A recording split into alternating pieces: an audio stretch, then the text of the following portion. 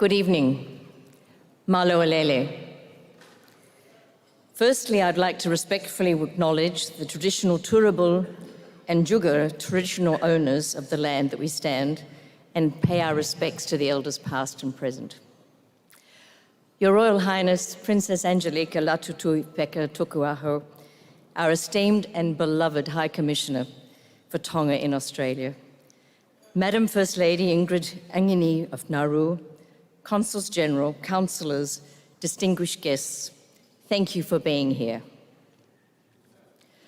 I'd like to pay homage to our freshly minted Tongan talking chief, none other than Lave Eloa Ola, who had the great honour through a kava ceremony yesterday to be appointed as the highest ranking Tongan chief outside of Tonga on behalf of His Majesty by the Princess Angelica. Such an amazing achievement, and I pay homage to you, Suli.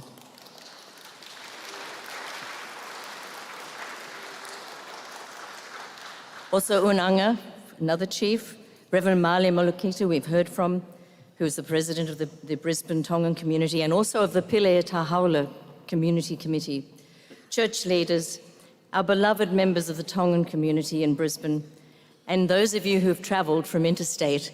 It's so lovely to see so many welcome faces that are known from all around the country. I'd also like to read now a personal message which was sent by Her Excellency, the Honourable Dr. Jeanette Young, Governor of Queensland. She was really sorry that she couldn't make it here tonight, but she specifically asked if we could read her letter. As the 27th Governor of Queensland, I am pleased to provide the following message of support for the Tongan Relief Charity.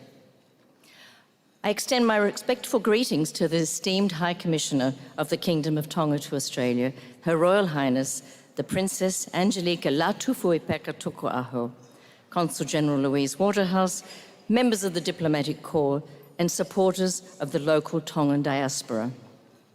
I'm so sorry I can't be with you in person at this evening's dinner. The Brisbane City Hall must feel a world away from your friends and family in Tonga, and who you are here tonight to support.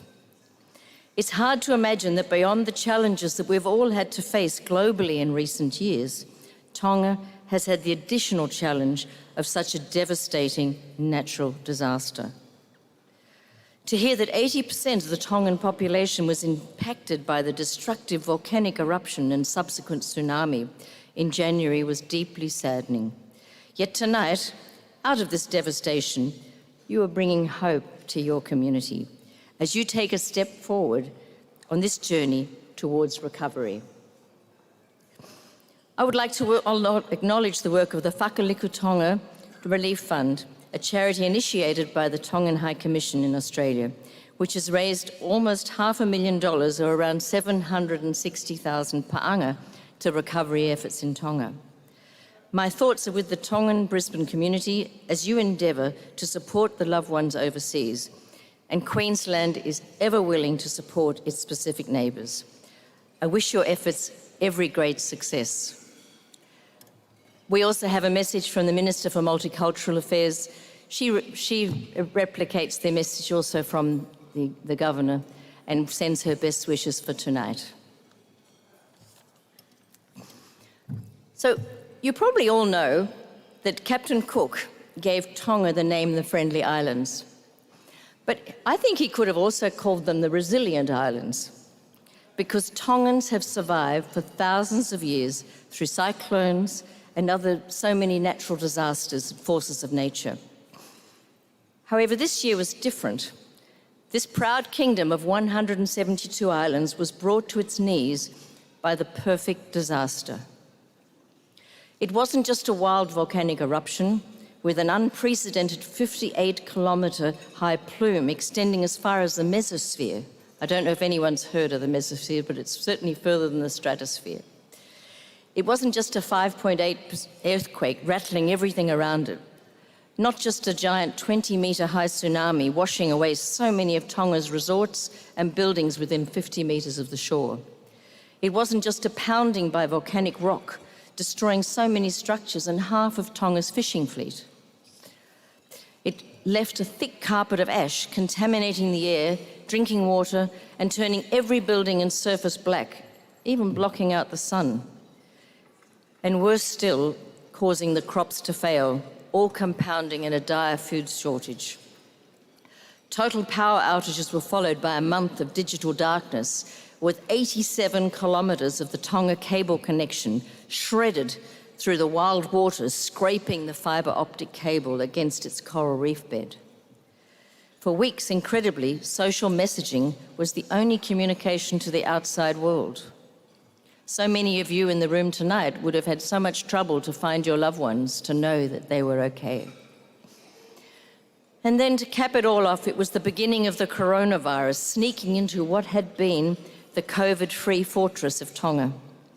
And so in this dire situation, the country was forced into lockdown, including thousands of homeless huddled in community halls. 85% of Tonga's population was affected, 62 communities most severely, and several villages having to be relocated, rebuilt, and start again. This unprecedented disaster affected not just the environment, but the lives and the livelihoods of so many, in particular, those the most vulnerable. The Hunga Tonga Volcano chose late afternoon for its climatic eruption with a roar that was heard 2,000 kilometres away in New Zealand and the power of hundreds of Hiroshima bombs. It sent shockwaves 6 times around the globe and enough moisture into the atmosphere to fill 58,000 Olympic-sized swimming pools. It's hard to imagine such extraordinary dimensions. It was the strongest volcano ever recorded. The first-hand reports from Tonga talked of the huge explosion reverberating through their bodies. They're watching in terror as the white cliffs of the tsunami waves approached, and then seeing ash falling like rain, and then waking up and everything was black. The effect on Tonga's mental health has been widespread, with the massive shock being so off the scale of previous experience. The concern is that they will never ever forget the terror of their lives. Many people still live in fear of the volcano erupting again. What is clear in the 6 months since this multi-dimensional catastrophe is the role of Tongan crisis management and how Tongan resilience came to the fore. Emergency first responders were mobilised rapidly to distribute clean water to their communities.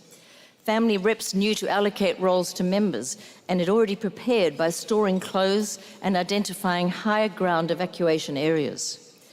And the airwaves were kept open by brave operators with non-stop radio right through the night to keep people informed, even at the most terrifying of times. NEMO, the appropriately named National Emergency Management Office, went into action less than 24 hours later.